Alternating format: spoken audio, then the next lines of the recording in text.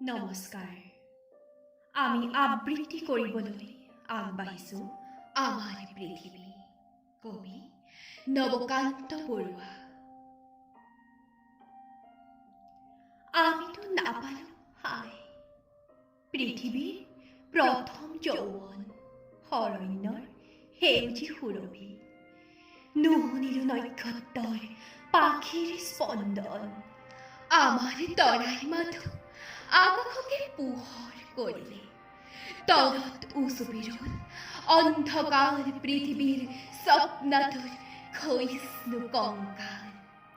সম্ৰাটৰ তাজৰ সপোন, নতুন পৃথিৱী সৃষ্টিৰ প্ৰমেথিউচৰ কিচ্ছৰ তৰল উচ্চাস দেখি জীৰ্ণ ফুলদানি গ্ৰীক ভাস্কৰৰ।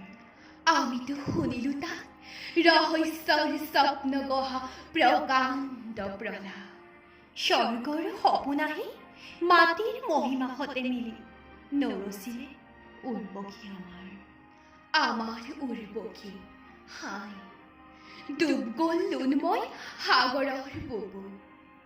আমি পালো পৃথিৱীৰ অন্তিম দিনৰ ক্ষুধা আৰু অনাগত উশাৰ সপোন। ভৰিৰ তলৰ এই অনুৰ্বৰ মাটিডোখৰে ৰং মাথো আমাৰ পৃথিৱী, ভূগোলৰ অৰ্থহীন আগ বাগবোৰো হয়তোবা হ'ব পাৰে। ধন্যবাদ।